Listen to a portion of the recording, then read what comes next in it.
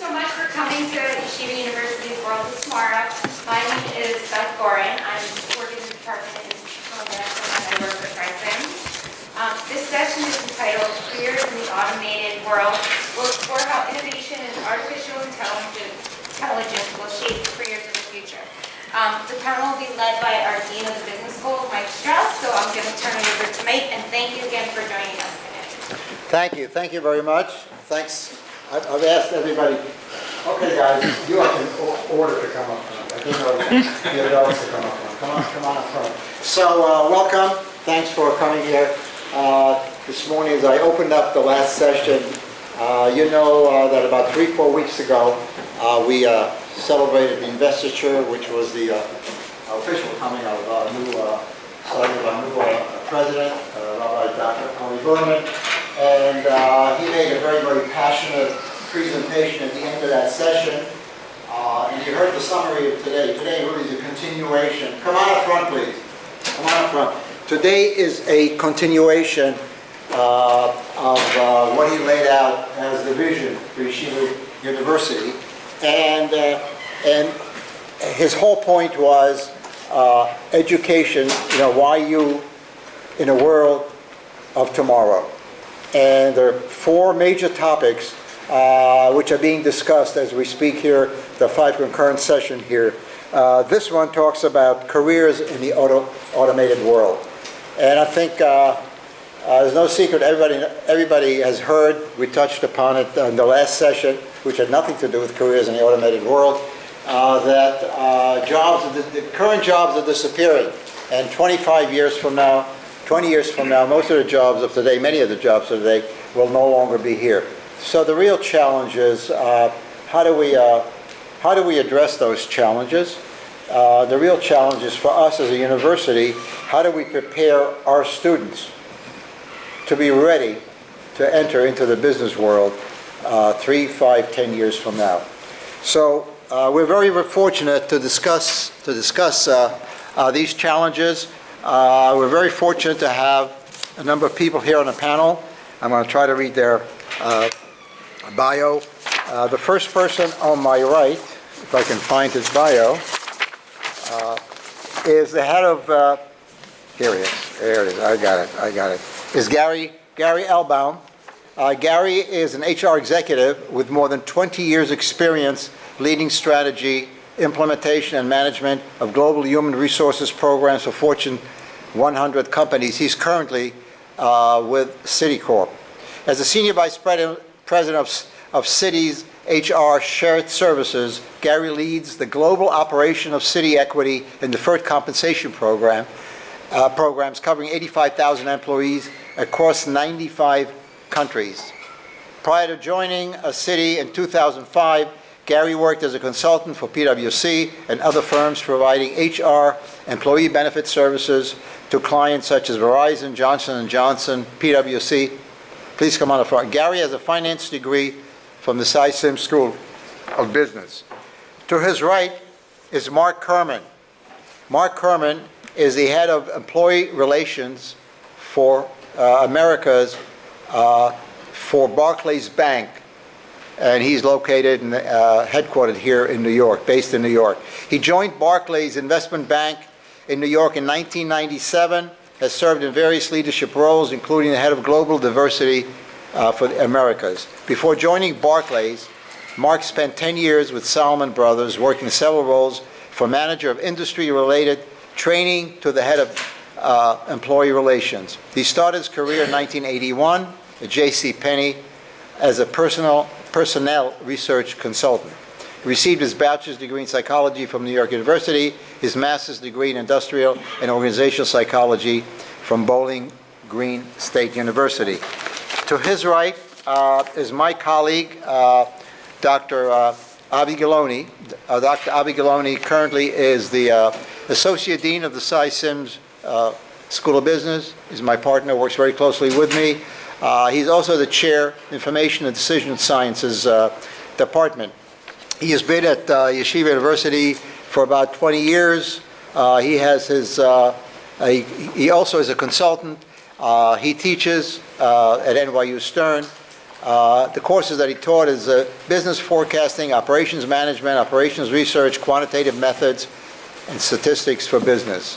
He has his PhD in statistics, got many degrees. PhD in statistics and operations research from NYU Stern.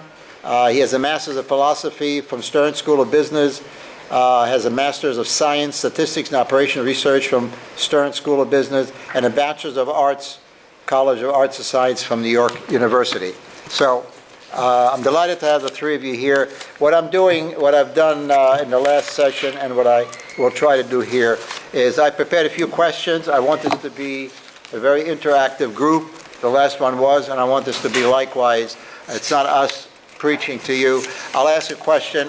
I'd ask the panel to answer the questions, and then if you have any comments, agreement, any other comments, challenging what the panelists have said, feel free to jump in, raise your hand, and we'll acknowledge you. So the first question that I have is, how will careers in the world of tomorrow be shaped by the profound innovation taking place in artificial intelligence, cognitive intelligence, machine learning, and related dimensions of technology, which will continue to automate processes previously accomplished by people? Who wants to take it first? Go ahead, Mark, do it. Okay. So let me kind of preface the answer I'll give you with a little bit of mindset or kind of where I'm coming from. I'm not a technologist, and probably most of you in this room, certainly, the esteemed other members of the panel, know more about artificial intelligence than I do.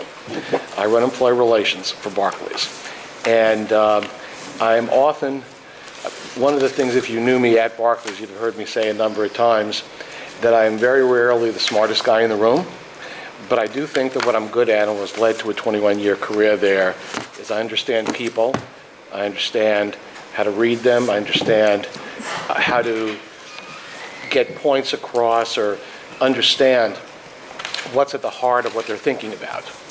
And that's the approach that I took to think about this, because ultimately I think that it's less about the changing jobs or the jobs that won't be here and what will be here, and I think it's more a point of mindset and how you approach artificial intelligence in the workplace.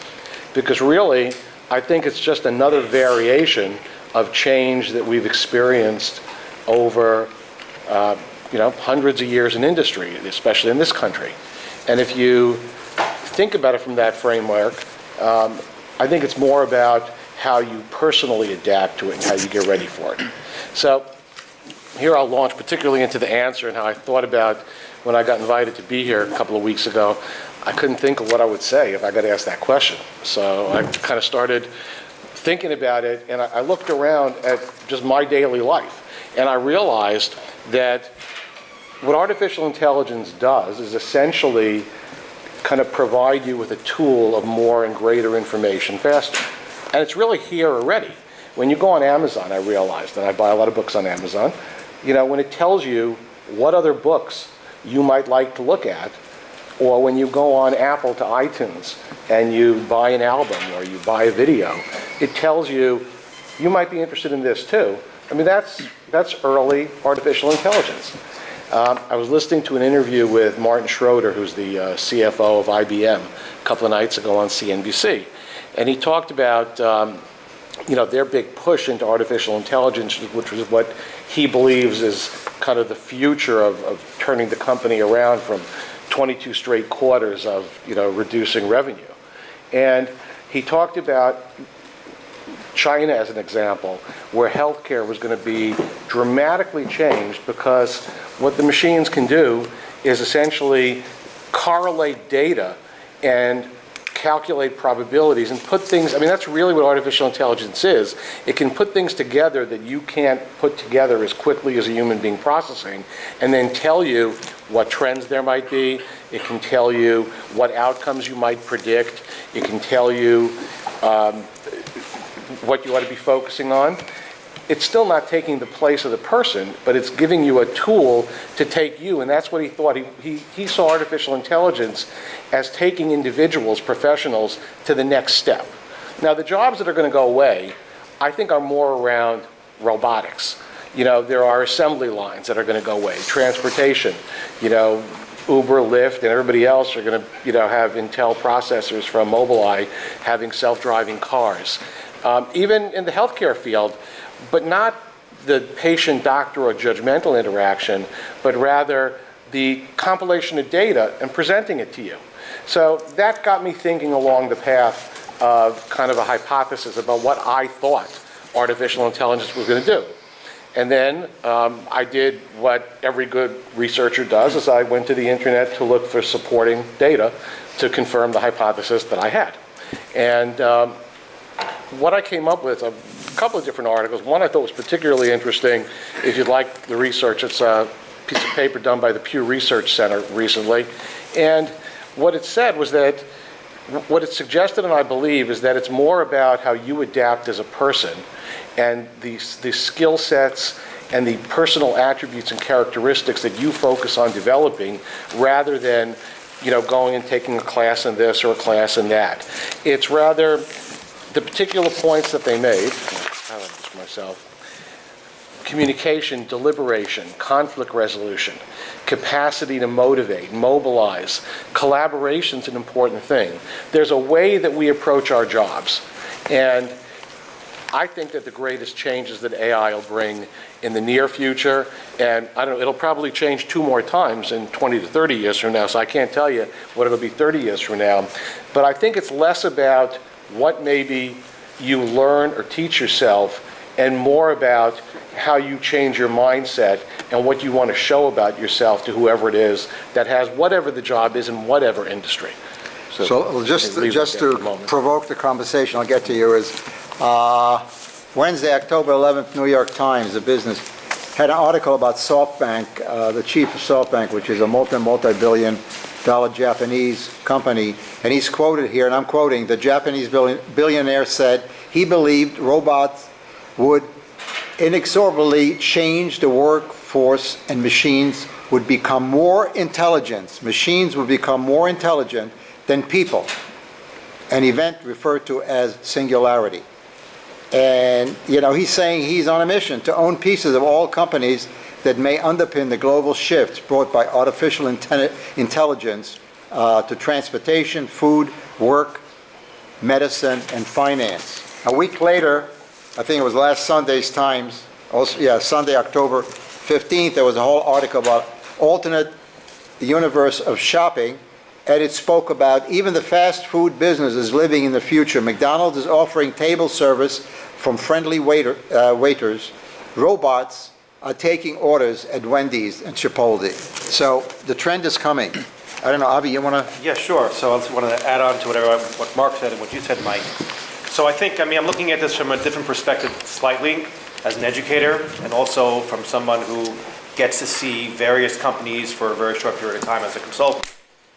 I think, thinking back about 15, 20 years, when we were teaching statistics, which is basically my area, and operations research, we would focus on teaching the student a particular task.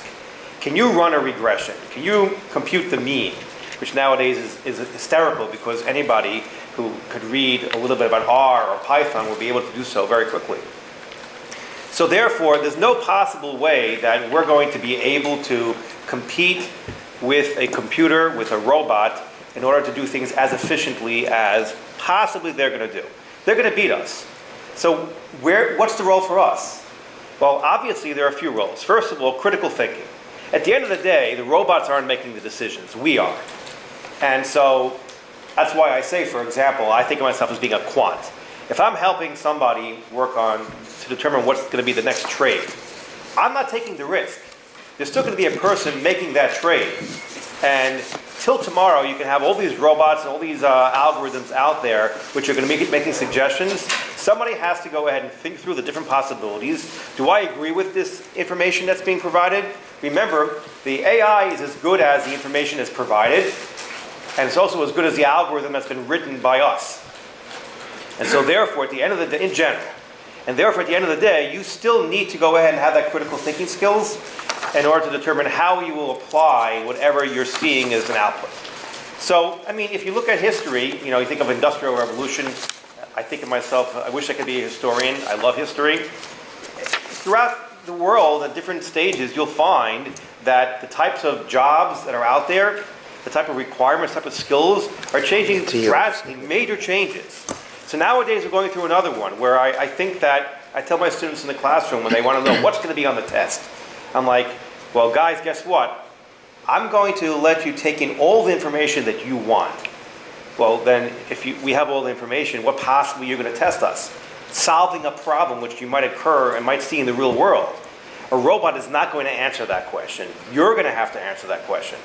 So, I think what the careers are going to change in many different ways, and that is that many students come into, especially at the Yeshiva University, they have a very strong career outlook, and I think that has to change. People have to start thinking about, okay, what are we going to learn? What skills are we going to learn here? What critical thinking skills are we going to learn? And you must have experiential learning, both in the classroom as well as an internship, because ultimately you're going to be working with people, and you're going to also be working with output from computers and robots. And you have to be able to make those good decisions. Second of all, very often, at times, people can have a slight entitlement problem. We think things are coming to us. So one of the things that I've always tried to do throughout my entire career in different areas is everybody around you is important. That security guard, when you're walking into the building, many people may not realize who they are. Make relationships with everybody you see. I don't care if they're going to be your CEO, your manager. I don't care if they're going to be somebody who very often people just completely ignore. It's very important to recognize the fact that everybody is important and you can learn from everybody. I love taking cab rides, and I want to find out how hard is it for this particular driver to make a living. I want to understand, so to speak, what type of decisions does he make? How does he decide to take a small fare or a large fare? What decisions is he or she making? Ultimately, when you start speaking to lots of different people, you can actually determine how you want to live your life, how you can make better decisions. The more data that you get from all different types of people, whether it's at the workplace or getting to work, you can ultimately make better decisions in your personal life as well as in your career as well. Blazer, before we get going, you wanted to I say? have a question for Gary and then for Mark as well, which is, you're blessed to be able to meet with tons of employees as well as prospective employees and guide people in their respective fields who you're going to bet on and who you're not. Some of them require specific knowledge and some of that don't. When you're hiring somebody out of undergrad, whatever that undergrad school may be, 9 out of 10 times they really don't have the experience, but you're betting on certain skills. Given that the world will change tomorrow and we don't know where that will go, what are the skills that you are looking for, and what's the advice you would give somebody coming out of undergrad to focus on? I think especially for an undergrad entering the workforce for the first time, it's the soft skills that we're looking for. So communication skills are very important, how they communicate, a diversity of skills and experience, internships, it was talked about in the prior session, taking different classes, not just being focused on kind of one stream of classes, just the major, but exposure to different things. So entering the workforce, you need to be, especially to be ready for the future, you need to be flexible, adaptable, agile. You need to have exposure to technology, as I said, the communication skills, so that whatever job you're entering for the first time and jobs that you'll have in the future, you'll be ready, you'll be flexible, you're willing to adapt and change. We no longer have the traditional linear career path that we had a long time ago. It's now more about mobility and shifting and adapting and being ready. You know, if your job might be going away because of automation, or maybe it's not, but you want to get different experience, you need to be able to shift and be willing to take a risk and try something different. So if I can answer your question by also commenting on some of the things that I've just heard too. You know, I think AI gets a bad rap. I think that it's kind of like the misunderstood middle child sort of syndrome. And you've got the Mark Zuckerberg side of things and the Elon Musk side. So Elon Musk has seen too many Terminator movies and he thinks they're going to take over the world and destroy us. There won't be any jobs at all for anybody to do. And then Mark Zuckerberg thinks that it's going to, kind of create this panacea, this heaven on earth where, we're just going to be able to just think and the robots are going to do it for us. And I don't think either is right, but I'd like to come down more on the Mark Zuckerberg side and focus on not the jobs that they're going to take away or but how the demands and the needs of the job will change. This is a syndrome that happens repetitively. You mentioned the Industrial Revolution. I had that one of my notes. You took it away from me there. Sorry. But it's okay. I got a couple more. But, we're always afraid of what's going to come. One door closes, another door opens. When I look at people, and I'm rarely involved on the hiring side. In employee relations, it's more, I would say, a problem-solving area, for Barclays with employee issues. And I believe there's very few things in the area of psychology, which is what we'll call soft science, I think, that maybe fits the status of law. But one of the things they taught me in graduate school was that the best predictor of future behavior is past behavior. So when I look at somebody, if I look at somebody who's got a long track record in a job, that's going to be different than somebody kind of just coming out of school that I don't know. I don't know how to translate what they took in a course or their ability to score on an exam grade. I can't translate that. But what I can do is I can get examples from them of the behaviors that they've shown in the areas that I think are important. And I think fundamentally for all jobs, there's an ability to learn, the point about flex that you just made, the problem solving from simple to extreme. I think if you take any job that you're interviewing for and you think about what are those core things that universally would be agreed are important to do in that job, and try and get examples. Talk to the person about how they've done it, because if they've done it before, then chances are they're going to be able to do it again. That's the simple line between the 2 points that I look at.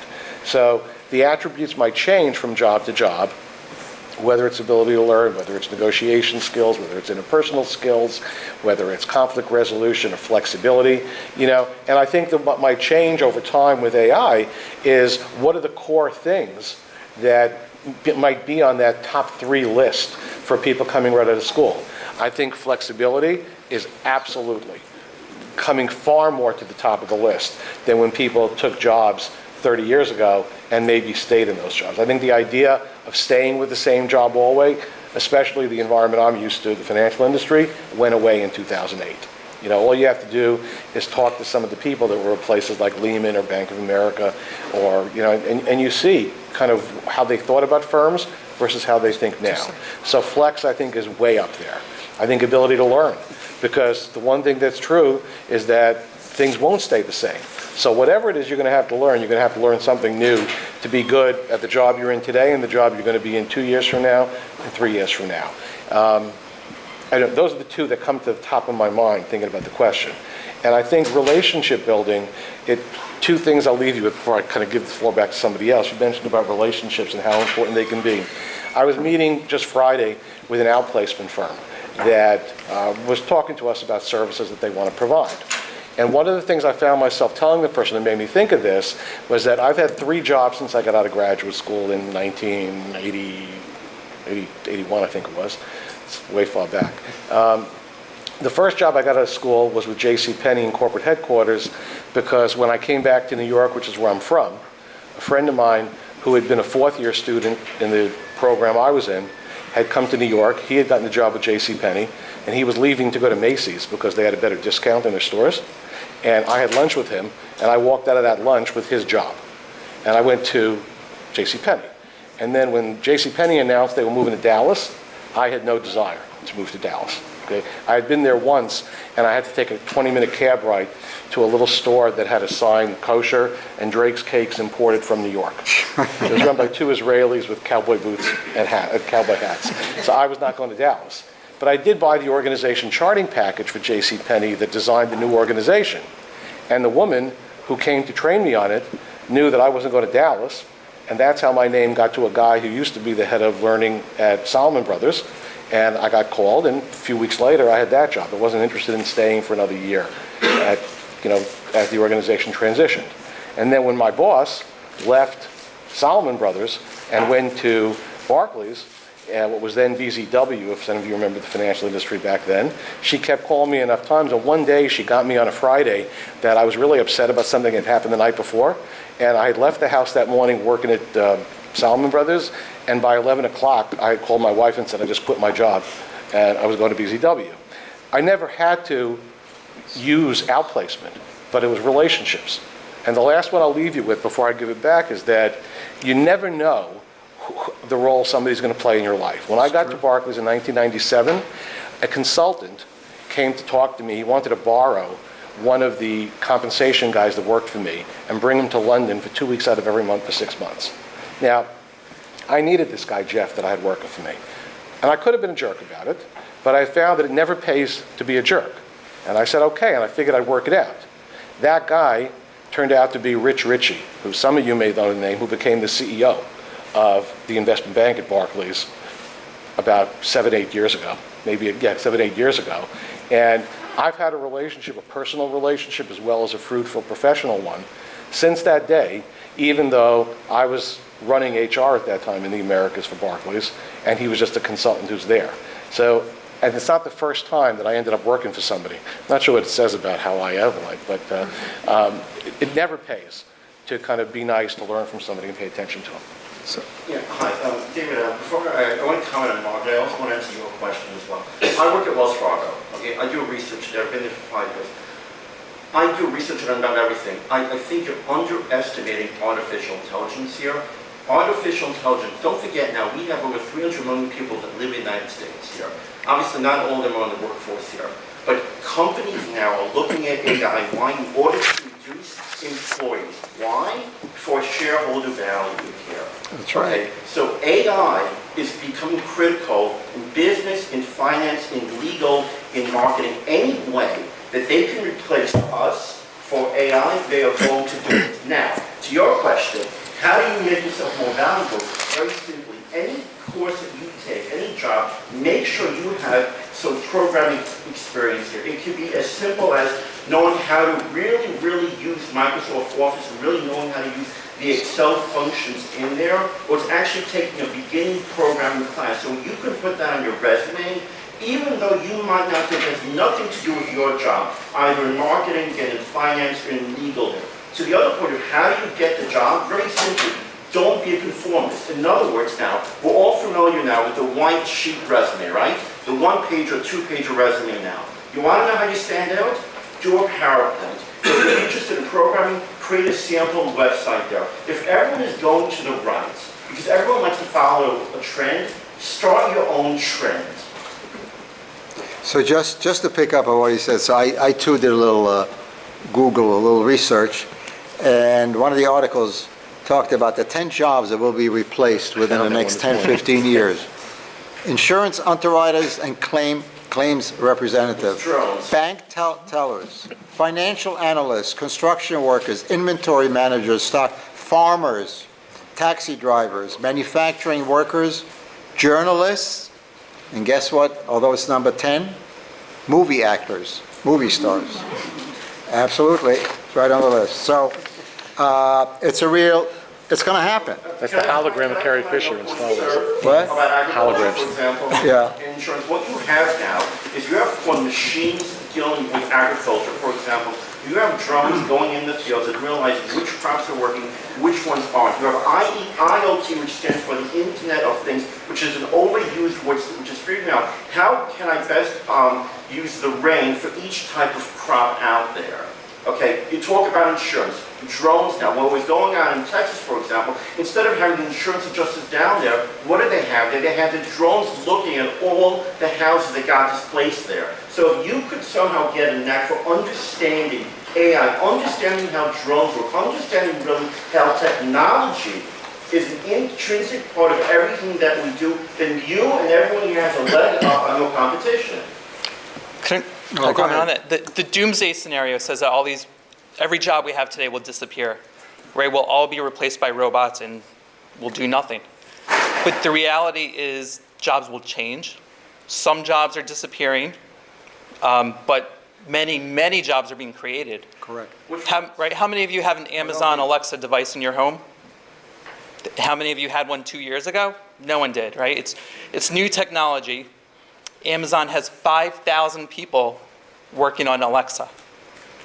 Microsoft has 8,000 people working in artificial intelligence. There are so many jobs, people programming apps that didn't exist years ago. So there are a lot of new jobs, mostly technology related. But what's happening in most jobs now or in the coming years is that they're changing. So things that could be automated are being automated. The ones that are simple, that are more routine work, is being automated much more quickly. And then things, as Mark mentioned, that requires more of the human touch, whether it's complex problem solving, relationship, sales work, negotiation. Those are jobs that aren't as automated as easily or as quickly or as cheaply. So it takes longer to get there. So we all need to adapt. Instead of being replaced by computers, most of us will be working with computers, partnering with robots. So let me ask you, and I'll get to you guys, so just to pick up, so what should mid-level professionals, recognizing this is the trend, what should they be doing today to prepare for what's about to happen 5-10 years from now? Anybody on the panel? That's your experience, better than mine. Okay, I'll answer that, addressing that and a few more points that you raised. There's no denying that some jobs are going away, okay? Just like horse and carriage went away when cars and trucks came. It's really the same thing, just a different time period. There's no denying that industries, like Wall Street, financial industry, where it operated one way for so many years, I've seen it change over time, and you're right, unlocking shareholder value, and it's not even just at the financial industry. It's look at what's going on at Procter and Gamble, and S&P's fighting with them about the board seats, and ADP and places like that. So yes, those are realities, and I think that to not acknowledge that and to try and suggest that it's all wrong, the fear and the concern about it, that would be underestimating it, and I certainly concede you that point.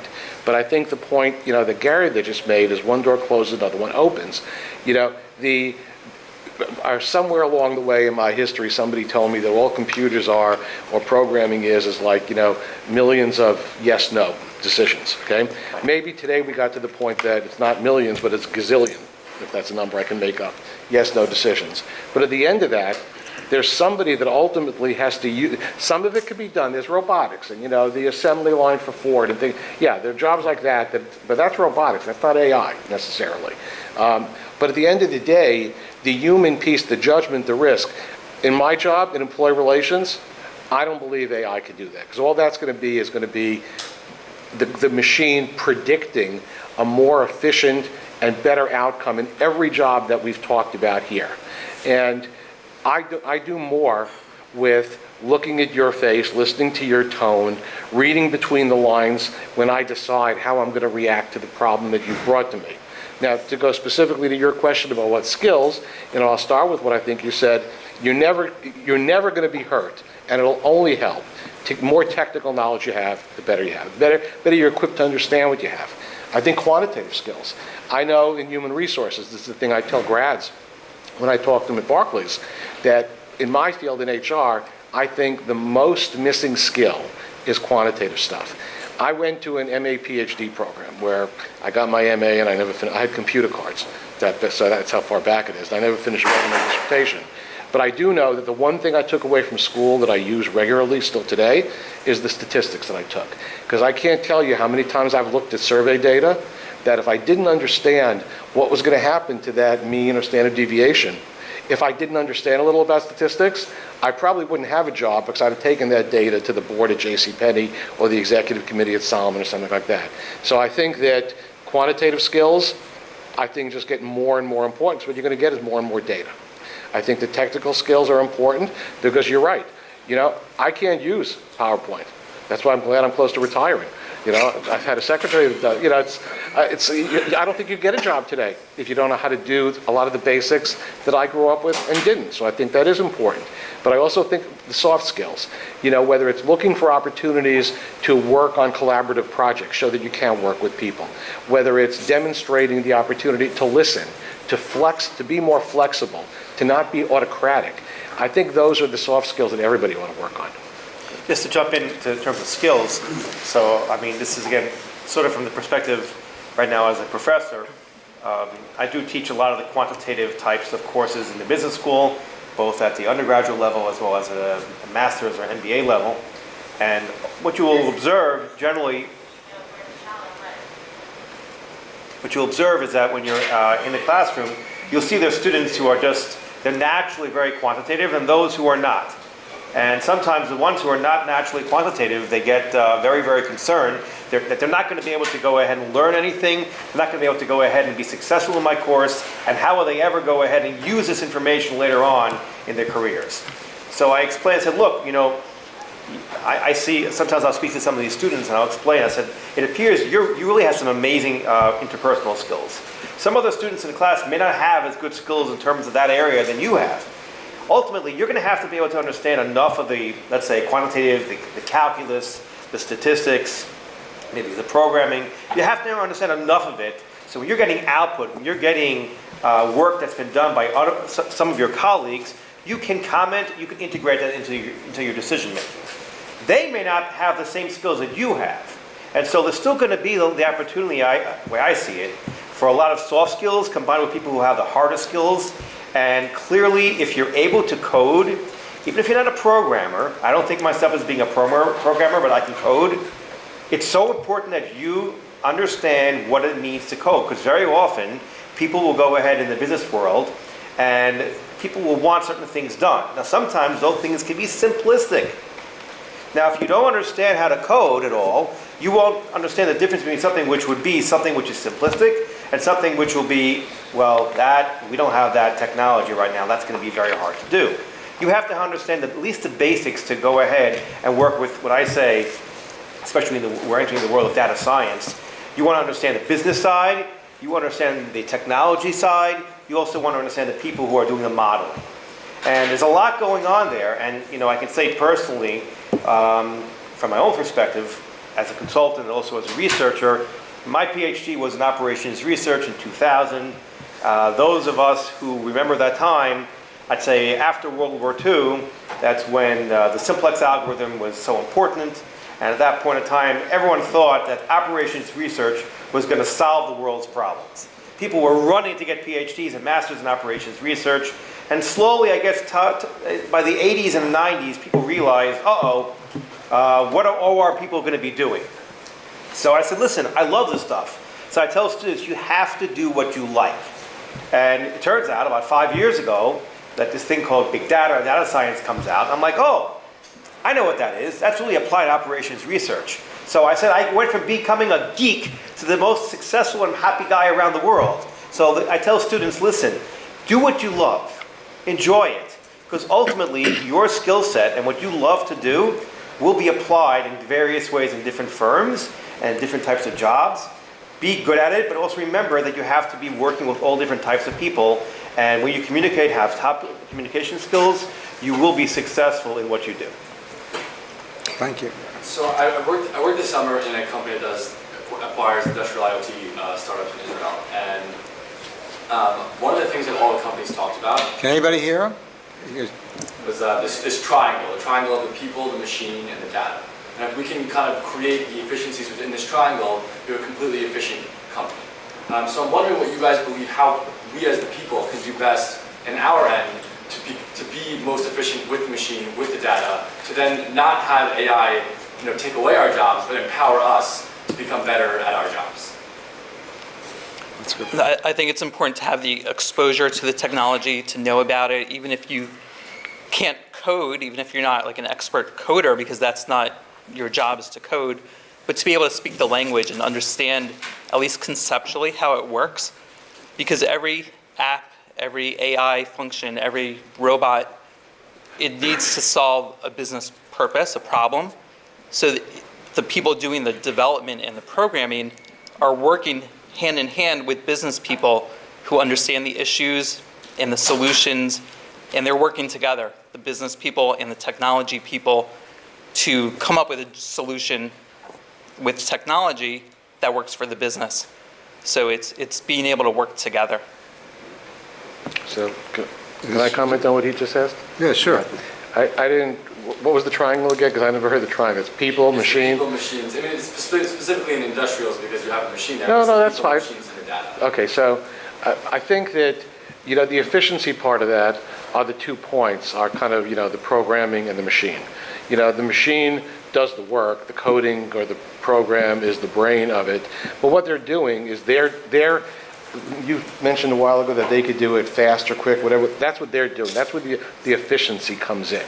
The person brings the human judgment element to it, the knowing the people, the 3 different departments that this feeds to. It may be perfectly efficient, but if this one's not going to be able to work with it, or they have to do something with it, so that's where the human kind of brings that in there.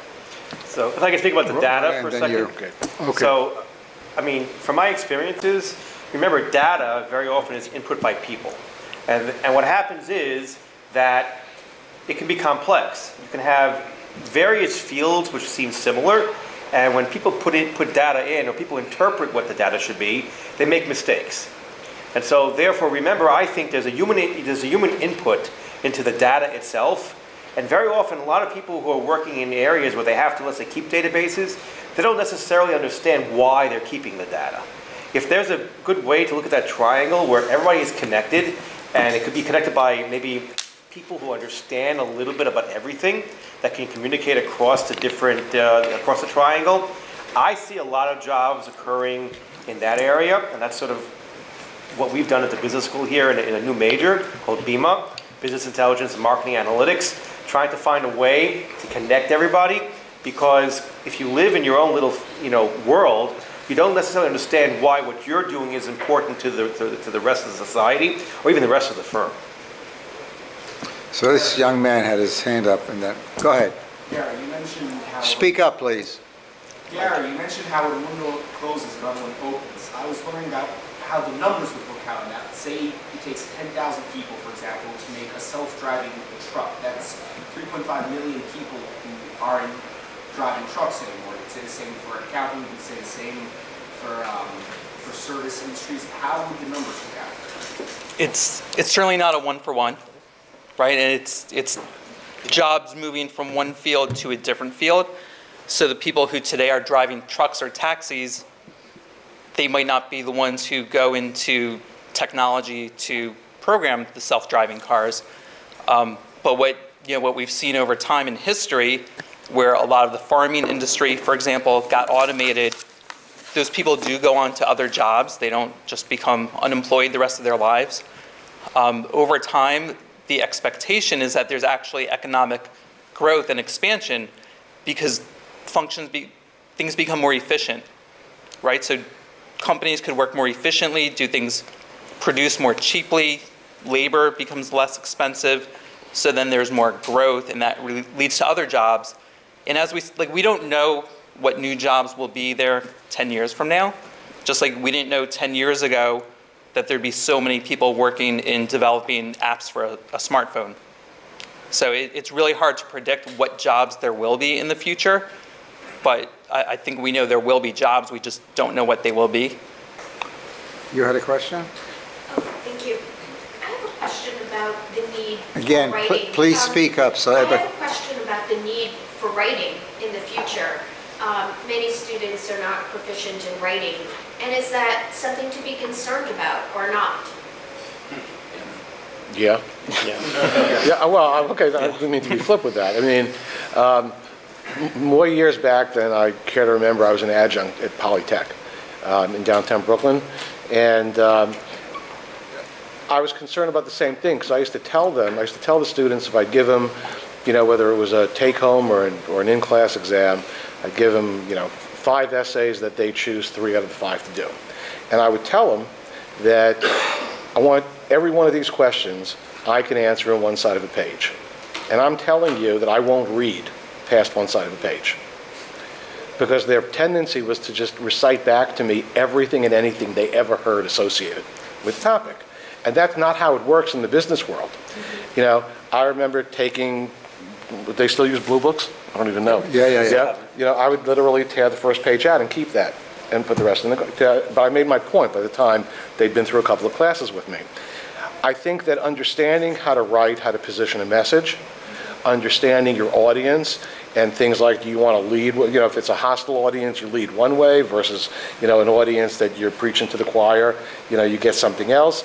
I think that those skills there was a period of time where maybe it was just tech.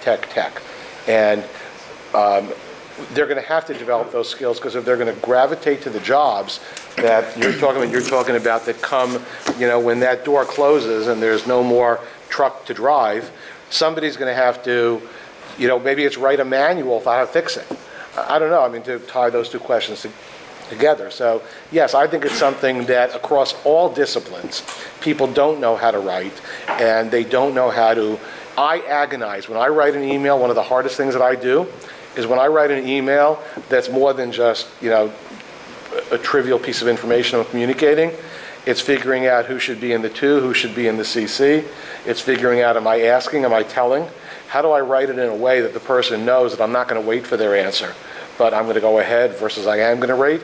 And I think that all those things are part of writing skill, and I think that's a very missing skill. Well, one of the things we did at the school here six years ago is basically made it a requirement for every student who comes in the first year to take business writing, which they didn't before, and business communications, which is basically, rather than writing a composition, which is all nice and good, learning how to put together a proposal, how to put together a PowerPoint presentation, how to write a cover letter, how to stand in front of a group of potential investors and pitch their business. That's a requirement now for all of our students in year one. Jay had a question. You forgot. I didn't really want to jump back to it, but okay. Since you did, thank you. So to pick up on this gentleman's point, and also some of what we were saying about where do humans fit in the AI world, is I think the thing that we need to keep in mind, and you know, I'm interested in your experiences with how you're mitigating the issues and how we can train students to be prepared. Is AI is very good at predictive analytics. And predictive analytics can be absolutely fatal to companies when they're misused, because it can shrink your worldview. If Amazon is always recommending books that you're going to be interested in, and never things that maybe you should be interested in, that's a problem for you personally. If your AI, if your business intelligence is always predicting how you can refine your existing business model and not helping you predict how you're expanding into new markets, that can be absolutely fatal. I mean, and if we look at the last election cycle, we talked about the internet echo chamber that artificial intelligence algorithms and Facebook and Twitter and things like that create. If you're a bank and you're not seeing what's out there on the other side, if you're a manufacturer and you're not seeing what's out there, and you're letting those algorithms constrain your worldview, that's a problem. So I'm curious how we train students to be able to manage that technology effectively and understand what they're seeing in the data. So, I mean, it's a great question. I can answer sort of we're not there yet necessarily, but we're starting the process. And for example, this semester I'm teaching a new honors course, and I'm not focused on the AI. I'm naturally a statistician, and so very often everybody should take their natural skill sets and expertise and apply it. So what I'm doing in that class is I'm obviously teaching some statistics, but the focus is not on that. The focus is on, look, I'm teaching you enough to run these techniques. And I want you to see that the output of these techniques can be extremely easily misunderstood. And for example, something called Simpson's paradox, which something some of you may have heard of, some of you may not have heard of, where basically very often, almost any result you will observe in the world by a simple table in statistics in terms of, oh, it looks as if that this group is more likely to do X than that group, or more likely to be admitted to a school than that group. If we start looking at different variables and we slice and dice, the direction of the association changes. In the sense that it appears that there might be discrimination here. If I look at the table in a different way, all of a sudden the discrimination changes. Instead of being against minorities, it appears now whites are being discriminated against. And that happens very often. And so the fact is that, algorithms, ultimately AI is great in the sense that it really can, through neural nets, for example, do more and more deep learning. And ultimately, you, as a statistician and also as a person reading the output, you have to think, what are the other things that maybe they're not being included among the variables that the AI is looking for? And those are the variables, those confounding variables will change things drastically. So I want students to think about it from a critical thinking perspective. Either A, find that variable and see how it changes, or even if you couldn't find it because let's say it wasn't available to you, think about what variable out there might be there such that what you're observing right now is just the opposite. So I want students to recognize the fact that AI is a tool. I mean, right now it's a lot of hype about it, and I think it is amazing, and I love it. I think we all should like it. But I see it as being, there's been different stages in how the world is running. We're up to a new stage where AI is there. And I think in 20 or 30 years, just think about it. I mean, our iPhones, which, mine's off right now, which is amazing, but our iPhones Which do is much. amazing. Yeah, it is amazing, right? Android's okay too. Yeah, okay. All these phones can do things, better than a computer could do 40 years ago. Let's be very honest. And it's super powerful, and yet you might think, well, that totally has changed the way how people are going. We're not going to speak to anybody anymore. Well, we're speaking differently, right? We're communicating with many more people than we used to, but in a different way. So AI is going to change the way how we need to think. And so we're not ready for it yet, I don't think, because people are still learning. The people who've been doing AI have been doing it for a while, but we're getting used to seeing that output and using it. So ultimately, as educators, we need to go ahead and have students comfortable with that information, with those skill sets, so they can see how they can apply it. Michael, you had a question? I'm not as sanguine as you are about the future. I think there is a doomsday scenario coming down the pipe. And I agree with you that AI will be applied to every job that it can be applied to in order to get rid of humans. People like Peter Thiel, other people in Silicon Valley are now talking about a universal basic income for everyone who is made superfluous by this. So I was curious what you thought about that. Essentially, it's about divorcing income from work.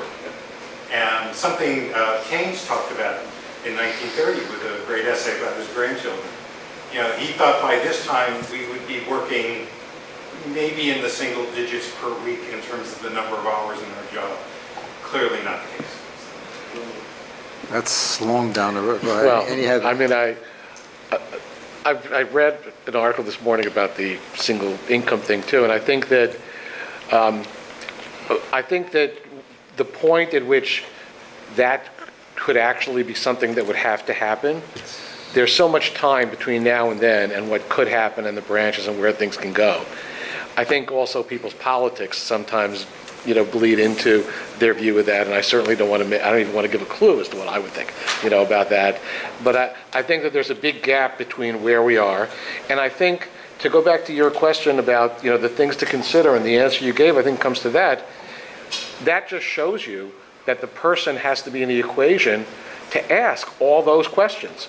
Politics aside, it's a reality. Is it a possibility that the right outcome, not the right outcome, that the inevitable outcome will be there'll be nothing for people to do, and we'll have to think about that? Yeah, maybe. I can't tell you no. I don't have answers that determine no, but I think that there's far too little that we've accomplished and got done that makes that a foregone conclusion or an inevitability at this point. But the key is you got to keep all of that in mind, because you got to think about all the players, and you got to think about all the things that the algorithm's not putting in that have nothing to do with the particular point itself, and the points that you're raising. So maybe, but we'll see. Yeah, Steve Fishman. My 13-year-old, who's in the 8th grade in a day school in New Jersey, is starting to learn coding and robotics. My wife, who's an educational technologist in elementary school, went back to school to learn coding and robotics so she could teach it to other kids and to work within the STEM initiative. So where is this university going? Is this university going to be there for the kids who will be coming in 4 to 5 years? And I think that this is what this conference is all about, the future. The question is, the kids today, who are within your programs, who are already in graduate school, etc., they are wired very differently than millennial children of the 2000s. And these kids grew up with their smartphones in front of their faces. And so they're very automatically attracted to it. My 13-year-old said, "This is amazing, I love it." And what's going to happen at Yeshiva University over the next 5-6 years to make the changes necessary so that you will be able to address the students who will be coming in here in 4 to 5 and 6 years? So if I can answer that question, we've already started in various ways. There have been a lot of STEM initiatives, not just in the sciences where you would expect that they would be, but even in the business school, at the undergraduate level, at the MBA level, where, I'll give you an example. Many business schools, when they offer a course in statistics, which is obviously crucial for any business school student, we at the Syms School of Business already for a year or two have been moving towards a slight focus where many other schools are not doing this yet, where we're making the students do a little bit of coding. It's not just that they can understand the statistics, it's not just that they can do it on a computer where they see a WYSIWYG and what you see is what you get type of functionality. They're now working with one of the major languages where they're going to be sort of doing the programming at a simplistic level nonetheless, because the course is not a coding course. You take our marketing courses, for example. Marketing for many years was a very qualitative type of major. Now our marketing major is very quantitative. Even if they're not taking the more business intelligence route, it's a much more quantitative approach. Finance is clearly very much so related now to algorithms and to the understanding of coding, and many of them are taking courses which we offer in a business school towards coding. So the students that we currently have are not yet necessarily the generation that your son is at 13 years old, and so we're trying to go ahead and take the initiative right now, so that when we're starting now, slowly every 1 or 2 years we change our curriculum slightly. So by the time that children who are 13 or 14 are coming to Yeshiva University, we're going to be not like they're going to be driving us. We're going to be driving them to the next point. What that point will be, I don't know yet. I don't think we know exactly where to go. And as a faculty member and as a consultant and as a person in the world, one of the things we have to do, I expect my students to be able to adapt themselves to new thought processes. So do we.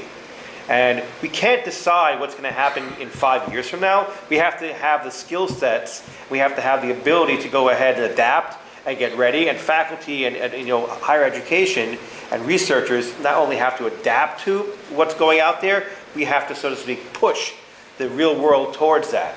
So we have that opportunity to adapt and also get the business world moving in different directions. A lot of what's happened in terms of AI has come from academia, has come from computer science, by people who may have very little interest in the business world, and now it's being applied. So the fact of the matter is, we're going to be there. We're already on that route. Maybe in 3 years we can have that conversation. I'll have a better idea of exactly what we're going to do. Laser? Yes, I just want to come back to my opening questions. After hearing everything that you said, is it fair to say that the best advice then to give a student who's graduating is embrace technology, don't run away from it, because whether you're going to major in it, so to speak, in your field, or not, it's going to be somehow interrelated, but on the same side, embrace emotional intelligence, because you need to learn how to interact and deal with the soft skills, because the computer can take away certain jobs, it can't take away all of them. And if you do both of those, you probably increase your odds of success. I wish I had said that. Yeah. Yes, I agree. So, I want to go back. I want to go back just to, on a more micro level, to the question that you raised. So one of the initiatives that we're in the process of thinking through right now at the business school is to better understand what the future business education will be over the next 5 years out there. And then how does Syms fit into that broader perspective? You know, it's not something you can do in a month or two, but Rabbi Berman is very much interested in it. He is extremely interested in building, continuing to build the business school. But the way for us to learn is to really better understand what's going to happen out there in business education, and how do we fit into that picture. Well, a lot of it is also, feet on the ground and seeing what's happening, for the kids who will be coming in. Because a lot of it is being driven by a generation which a lot of us really, we don't understand. Right. They are wired differently. And so, since we really don't have a thorough understanding, if we would look in and see and scout into the high schools and the upper classes and, et cetera, and see what these kids are doing, we'll have a better idea where they're going. One more, and then if I don't get you back by 1 o'clock to Rabbi Berman's speech, I won't be here tomorrow. So, go ahead. So I recently read a book called Speak up, Lou. Why Good People Can't Get Jobs by Provost HR at Wharton. And the premise of the book is that companies increasingly don't want to have the burden of training employees, and that they expect employees to be fully ready for the job once they come in. So to Gary's point, technology, AI is definitely shifting jobs away from the truck drivers to the technologists, but what do we do with the people who are not skilled enough to get a job? Do you guys think that universal basic income is a good idea? That's number one for the people in the banks. For the educators, I'm wondering, where do you see, because I kept on hearing suggestions that we should take more quantitative classes or more programming classes, but what do you think of the other programs, the social sciences program and the liberal arts program? Do you think that if they're not as relevant to the workforce, it's just a question, would the school or schools generally consider charging less tuition fees for those programs? It's a general question, and I just want to... So I don't think liberal arts is any bit less relevant. And Absolutely. It's always been relevant. I think that the way to think about this is that the relevancy of liberal arts and the like is such that students also have to have some basic understanding of data science and programming, because they're going to have to deal with it. And so therefore, if you look at the liberal arts students over the years, there are many different types of courses that they have to take, which may not be in the traditional, liberal arts, the real traditional types of curriculum. So curricula is going to have to change. But the types of thought processes and the types of communication that liberal arts students have always brought to the table, they're still going to bring to the table, just with some other skills as well. So I see it being just as relevant, just the fact that, you need to embellish it with some other things as well. So I'm going to have to end. I wish I could take some of the other questions. Thank you very, very much for coming.